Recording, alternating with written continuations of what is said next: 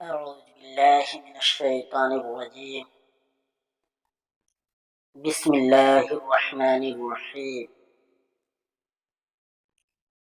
دوستو اور بزرگوں، میرے دینی بھائیوں، آج میں آپ کے سامنے قابل اور وحابل کا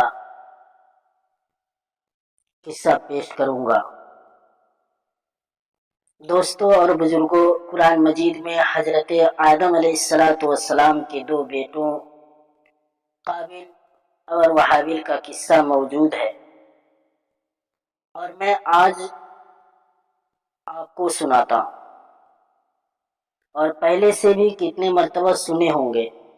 لیکن حضرت آدم اور حوا علیہ السلام سے بہت اولاد ہوئی تھی.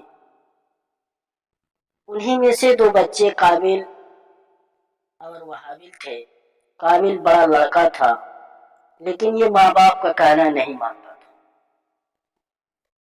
حابل چھوٹا بھائی تھا جو ماں باپ کا کہنا مانتا تھا.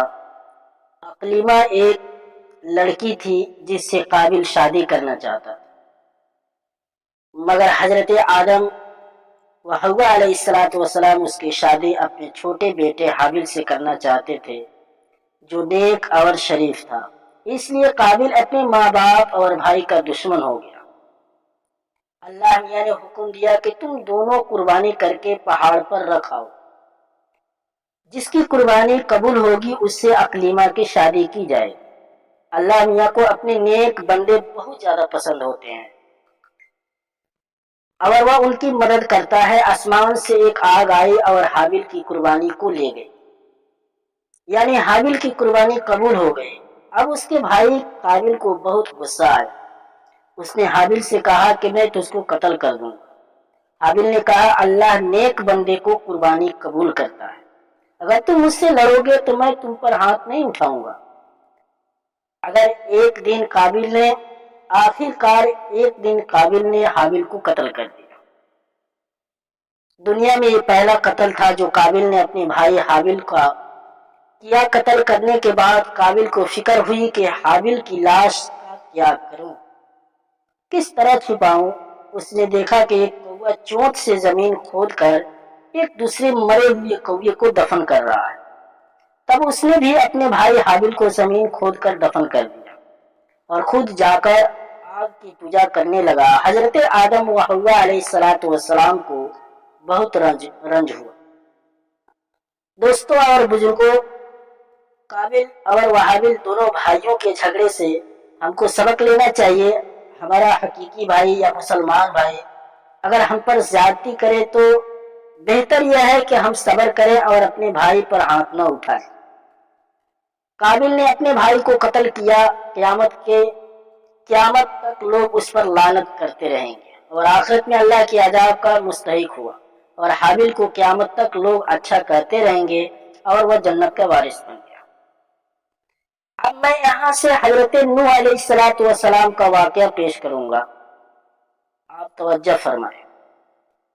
دوستوں اور بزرگوں، آپ کو معلوم ہے کہ حضرت نوح علیہ السلام کا تذکرہ قرآن مجید میں 42 جگہ آیا ہے.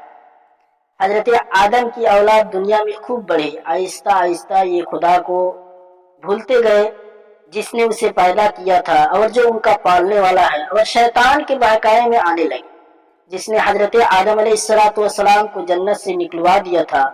شیطان کے بہکاوے میں آ کر یہ لوگ تو اور آگ، سورج وغیرہ کو پوجنے لگے اور ایک خدا کے بجائے مٹی اور پتھر کے بہت سے خدا بنا لی. اپنے ہاتھ سے اپنا خدا بناتے اور پھر ان سے مانگتے، حالانکہ یہ مٹی اور پتھر کے خدا اپنے لیے بھی کچھ نہ کر سکتے تھے. ان کے لیے کیا کرتے؟ اللہ میاں نے جو اپنے بندوں سے بڑی محبت رکھتا ہے اس کو یہ کبھی گوارا نہیں کر سکتے، گوارا نہیں کہ اس کے بندے شیطان کے بہکاوے میں آئے. اگر اللہ کے علاوہ کسی اور کی عبادت کرنے لگے اور اس کی سزا میں مرنے کے بعد دوزخ میں جلیں. اللہ پاک نے حضرت نوح علیہ السلام کو اپنی نبی بنا کر بھیجا. اس زمانے میں لوگوں کی عمریں بہت بڑی بڑی ہوتی تھی. حضرت نوح علیہ السلام 950 سال تک اپنی قوم میں وعظ کرتے رہے کہ اے لوگوں، صرف ایک اللہ کی عبادت کرو اور میرا کہنا مانو. वह तुम्हारे गुनाह बख्श देगा। लेकिन लोगों ने हजरत नूह अलैहिस्सलाम की बातों को न माना और अपने कानों में उंगलियां दे ले और कपड़े ओढ़ लिए ताकि हजरत नूह अलैहिस्सलाम की आवाज कानों तक न पहुंचे। हजरत नूह अलैहिस्सलाम हिम्मत न हारे, वह बराबर समझाते रहे और कहते रहे, ऐ लोगों, अल्लाह से माफी मांगो, वह बड़ा माफ करने वाला है। वह तुम पर आसमान से बारिश बरसाएगा ताकि तुम खूब अनाज पैदा कर सको और उसके जरिए से बड़े बड़े बाग पैदा कर देगा। उनमें नहरें पैदा कर देगा, तुम्हें माल व दौलत देगा और बेटे देगा। तुम्हें क्या हो गया है कि तुम खुदा को नहीं मानते? हालांकि उसने आसमान बनाए, चांद और सूरज बनाए। उसने तुमको मिट्टी से पैदा किया और फिर उसी मिट्टी में एक दिन तुम मिल जाओगे और फिर क़यामत के दिन उसी मिट्टी से तुमको दोबारा जिंदा कर देगा। लेकिन लोगों ने अपने भूतों को नहीं छोड़ा और हजरत नूह अलैहिस्सलाम से कहने लगे कि हम अपने भूतों को हरगिज़ न छोड़ेंगे और हम तो तुमको अपने जैसा आदमी ही देखते हैं और तुम्हारा कहना भी सिर्फ चंद गरीब लोगों ने माना और हम तो तुमको झूठा समझते हैं। हजरत नूह अलैहिस्सलाम ने कहा कि ऐ मेरी कौम, मैं तुमको जो नसीहत करता हूँ उसके बदले में तुमसे कोई माल व दौलत नहीं चाहता, और जो गरीब आदमी मुसलमान हुए हैं और अल्लाह पर ईमान लाए हैं उनको मैं अपने पास से तुम्हारे कहने से निकालूंगा नहीं। अगर मैं उनको अपने पास से निकाल दूं तो खुदा के अज़ाब से मुझे कौन बचाएगा? अगर मैं ऐसा करूंगा तो बहुत नाइंसाफ हो जाऊंगा। उनकी कौम के लोगों ने कहा, ऐ नूह अलैहिस्सलाम, तुमने हमसे झगड़ा बहुत कर लिया। अगर तुम सच्चे हो तो जिस अज़ाब से तुम हमको डराते हो वह ले आओ। हजरत नूह अलैहिस्सलाम ने कहा कि जब अल्लाह पाक चाहेंगे अज़ाब ले आएंगे। अल्लाह ताला ने हजरत नूह अलैहिस्सलाम को वही के जरिए से हुक्म भेजा कि तुम्हारी कौम में जो लोग ईमान ला चुके हैं उनके अलावा और कोई ईमान नहीं लाएगा। तुम गम न करो, एक कश्ती बनाओ। हजरत नूह अलैहिस्सलाम ने खुदा के हुक्म के मुताबिक कश्ती बनानी शुरू की।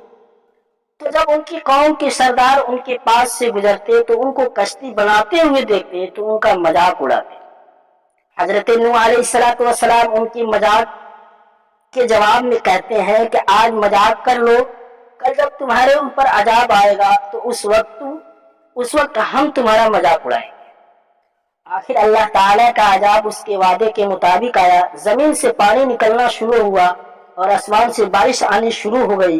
अल्लाह ताला ने हजरत नूह अलैहिस्सलाम को हुक्म दिया कि सब जानवरों का एक एक जोड़ा कश्ती में सवार कर लो और जो लोग तुम्हारे ऊपर ईमान लाए हैं यानी मुसलमान हो गए हैं उनको सवार कर लो। हजरत नूह अलैहिस्सलाम ने उस कश्ती में सवार होने वालों से कहा कि अल्लाह ताला का नाम लेकर इस कश्ती में सवार हो जाओ। उसका चलना और ठहरना उसी के हाथ में है। अल्लाह ताला बड़ा बख्शने वाला मेहरबान है। कश्ती उन सबको लेकर लहरों में चलने लगी। तो उस वक्त हजरत नूह अलैहिस्सलाम ने अपने बेटे से कहा, ऐ बेटा, हमारे साथ सवार हो जाओ और काफिरों के साथ मत हो। उसने कहा, मैं किसी पहाड़ पर चढ़ जाऊंगा और वह पानी से बचा लेगा। हजरत नूह अलैहिस्सलाम ने कहा कि आज खुदा के अजाब से सिवाय खुदा के कोई बचाने वाला नहीं। इतने में दोनों के दरमियान एक पानी की लहर उठी और वह डूब गया। फिर खुदा ताला ने जमीन को हुक्म दिया कि अपना पानी निगल जा और आसमान को भी हुक्म दिया कि पानी बरसना बंद कर। यहाँ तक के पानी खुश्क हो गया और तमाम काफिर दुनिया में खत्म कर दिए गए। हजरत नूह अलैहिस्सलाम की कश्ती कोहे जूदी पर ठहरी। हजरत नूह अलैहिस्सलाम अपने परवरदिगार से अर्ज किया कि ऐ मेरे रब, मेरा बेटा भी मेरे घर वालों में से है और आपका वादा सच्चा है। यानी हजरत नूह अलैहिस्सलाम का मतलब था कि ऐ अल्लाह ताला, आपने वादा फरमाया था कि तेरे घर वालों को इस तूफान से बचा लूंगा, फिर मेरा बेटा क्यों डूबा? तो खुदावंद ताला ने फरमाया कि ऐ नूह, तेरा बेटा तेरे घर वालों में से नहीं था क्योंकि उसके अमल अच्छे नहीं थे। मैं तुझको नसीहत करता हूँ कि ऐसी बात न कर जो तेरे इल्म में नहीं है, इसलिए कि किनानुल्लाह के इल्म अजली में काफिर था और ये बात नूह अलैहिस्सलाम के इल्म में न थी। हजरत नूह अलैहिस्सलाम ने अल्लाह पाक से तौबा की और अपने कहने की माफी चाही। अल्लाह पाक ने उनको माफ कर दिया और हुक्म दिया कि ऐ नूह, ہماری طرف سے سلامتی اور برکتوں کے ساتھ اتر۔ اس کے بعد حضرت نوح علیہ السلام کی امت دنیا بسی اور آہستہ آہستہ ان کے بال بچے آباد ہوتے گئے۔ یہ سب لوگ خدا تعالیٰ کی اطاعت کرتے رہے۔ زمانہ گزرتا گیا اور آہستہ آہستہ شیطان نے پھر بہکانا شروع کیا، تو یہ لوگ خداوند تعالیٰ کو بھولنے لگے۔ دوستو، اگر بزرگوں، میرے دینی بھائیوں، غور کرنے کی مقام ہے، حضرت نوح علیہ السلام جو اللہ تعالیٰ کے اتنے بڑے پیغمبر تھے، اپنے بیٹے کو اس کے برے کاموں کی وجہ سے اللہ تعالیٰ کے عذاب سے نہ بچا سکے۔ اس طرح اگر ہمارے ماں باپ اللہ کے کتنے ہی ولی کیوں نہ ہو، اگر ہمارے عمل اچھے نہ ہو تو وہ ہم کو اللہ تعالیٰ کے عذاب سے نہ بچا سکیں گے۔ ہم کو اپنے بزرگوں کے نیک عمل کا سہارا نہیں لینا چاہیے، بلکہ اللہ اور اس کے رسول صلی اللہ علیہ وسلم کے بتائے ہوئے کاموں پر عمل کر کے نیک بننا چاہیے۔ اسی وجہ سے اللہ تعالیٰ نے قرآن مجید میں کہا ہے کہ اگر تم ایک ذرہ برابر میں نیکی کرو گے تو اس کا بدلہ ہم تم کو دیں گے، اور اگر ایک ذرہ برابر بھی برا عمل کرو گے تو وہ بھی تمہارے سامنے آ جائے گا۔ تو دوستو، میں آج اس ویڈیو میں بس یہیں تک اور یہیں اپنے باتوں کو ختم کرتا ہوں۔ خدا حافظ۔ السلام علیکم ورحمۃ اللہ وبرکاتہ۔